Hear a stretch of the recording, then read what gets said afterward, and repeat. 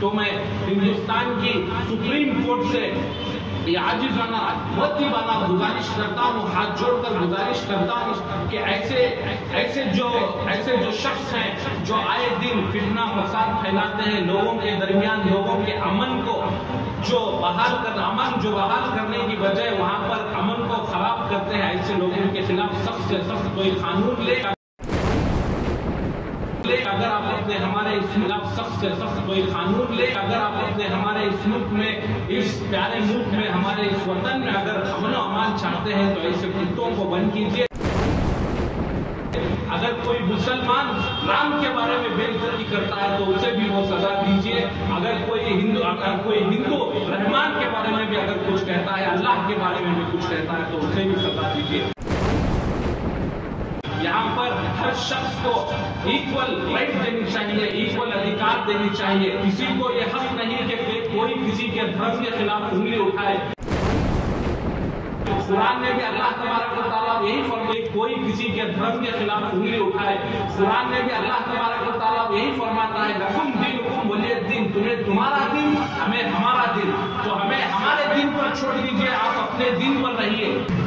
Hello everyone, मैं हूं अमरा, आप देख रहे हैं वॉइस ऑफ बैंगलोर। दोस्तों, आज हमारे साथ मौजूद हैं कर्नाटका जनरा ध्वनि के प्रेसिडेंट, जी हाँ, कर्नाटका वॉइस ऑफ पब्लिक के प्रेसिडेंट जनाब इमरान पाशा साहब। आइए इनसे बात करते हैं और जानते हैं। सबसे पहले इमरान साहब, आपका हमारे चैनल में स्वागत है। जी, बहुत बहुत शुक्रिया आपका। सर, मेरा पहला सवाल आपसे ये है कि अभी गुस्ताखे रसूल के बारे में, जो आप सल्लल्लाहु अलैहि वसल्लम के बारे में फिर से भला बुरा कहा जा रहा है, पहले भी ऐसा हुआ था मगर फिर से ये हो रहा है, कोई इसके पर एक्शन नहीं ले रहे हैं, तो आप इसके बारे में क्या कहना चाहते हैं? मैं सबसे पहले आपका ये शुक्रिया अदा करता हूँ, जो कि बहुत ही संजीदा मामला है। देखिए, किसी भी कौम का जो भी रहबर होते हैं, जो भी उनके ईश्वर होते हैं, बहुत ही आस्था की बात होती है।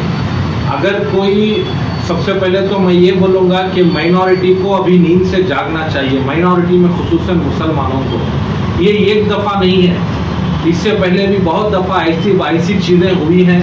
और अभी जो यतीनानंद स्वामी ने जो कहा, और इससे पहले जो महाराष्ट्र में जो वहाँ के MLA थे और वहाँ के जो रिलीजियस गुरु हैं, उन्होंने भी इस तरह की गुस्ताखी की थी, जिसके लिए वहाँ के एक एक्स MP उन्होंने बहुत बड़ी रैली भी निकाली। लेकिन मकसद रैली निकालने के बावजूद और वहाँ के जो डिस्ट्रिक्ट कलेक्टर थे उनको जाकर मेमोरेंडम देने के बावजूद इन पर क्या एक्शन हुआ। और जो यतीनानंद है, इसके ऊपर पहले से ही बहुत सारे FIR चल रहे हैं। ये एक ऐसा शख्स है जिसे खुद इसकी कौम के लोग इज्जत नहीं करते, दर बदर भटकते रहता है, कभी रोता है, कभी गिड़गिड़ाता है आकर, कभी भीख मांगता है, कभी वहाँ के जो CM है योगी आदित्यनाथ के बारे में बोलता है, कभी प्राइम मिनिस्टर मोदी जी के बारे में बोलता है, ऐसा बोलता है। इसका कोई स्टैंडर्ड नहीं है और इसका कोई क्लास नहीं है। लेकिन मैं आपके माध्यम से ये हुकूमत हिंद को ये बताना चाहता हूँ, अगर आप ऐसे कुत्तों को लगाम डालकर बंद नहीं करेंगे, या ऐसे पागलों को पागल खाने में अगर बंद नहीं करेंगे, अगर ऐसे चीजों का अगर आप फैसला ऐवानों में नहीं करेंगे, तो ये मत भूलिए कि अगर आने वाले दिनों में अगर आपने इसका फैसला नहीं किया, ऐवानों में नहीं किया, तो वो वक्त दूर नहीं जब लोग मैदानों में उतरकर ऐसों का फैसला करेंगे। देखिए, हम और माइनॉरिटी और हर कोई कश्मीर से लेकर कन्याकुमारी तक हिंदुस्तान का जो आईन है उसकी इज्जत करते हैं, उसकी कदर करते हैं। और हमारी जो फ्रीडम ऑफ स्पीच है, फ्रीडम ऑफ एक्सप्रेशन है, तमाम चीजों को हिंदुस्तान के कानून के दायरे में रखकर हम बता रहे हैं, कह रहे हैं। अगर आप लोग हिंदुस्तान के कानून की इज्जत नहीं करोगे, अगर आप हिंदुस्तान के कानून के हिसाब से फैसला नहीं करोगे, तो हम भी आने वाले दिनों में शायद इस फैसले को नहीं मानेंगे और खुद फैसला करने पर मजबूर हो जाएंगे। तो मैं हिंदुस्तान की सुप्रीम कोर्ट से ये आजिज़ाना मुअद्दिबाना गुजारिश करता हूँ, हाथ जोड़कर गुजारिश करता हूँ कि ऐसे जो शख्स हैं जो आए दिन फितना फसाद फैलाते हैं, लोगों के दरमियान लोगों के अमन को जो बहाल करने की बजाय वहां पर अमन को खराब करते हैं, ऐसे लोगों के खिलाफ सख्त से सख्त कोई कानून ले और इनको ऐसी सजा दे कि आने वाले दिनों में इनको देखकर दूसरे ये काम करने की कोशिश ना करें।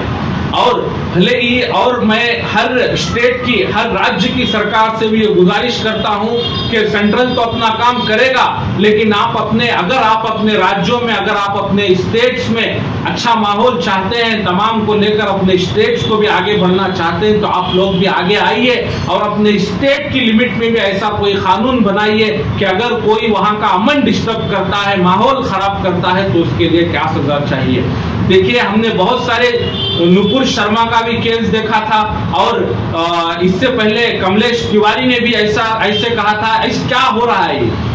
हमारे पास एक दो इंसिडेंट नहीं है, ऐसे कई इंसिडेंट हैं। और नुपुर शर्मा की वजह से वहां पर एक निर्दोष शख्स जो एक टाइलर था उसका कत्ल किया चंद गुंडों ने।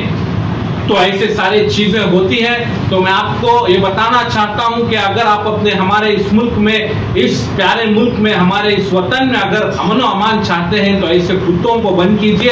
अगर कोई मुसलमान राम के बारे में बेइज्जती करता है तो उसे भी वो सजा दीजिए। अगर कोई हिंदू रहमान के बारे में भी अगर कुछ कहता है, अल्लाह के बारे में भी कुछ कहता है, तो उसे भी सजा दीजिए। यहाँ पर हर शख्स को इक्वल राइट देनी चाहिए, इक्वल अधिकार देनी चाहिए। किसी को ये हक नहीं कि कोई किसी के धर्म के खिलाफ उंगली उठाए।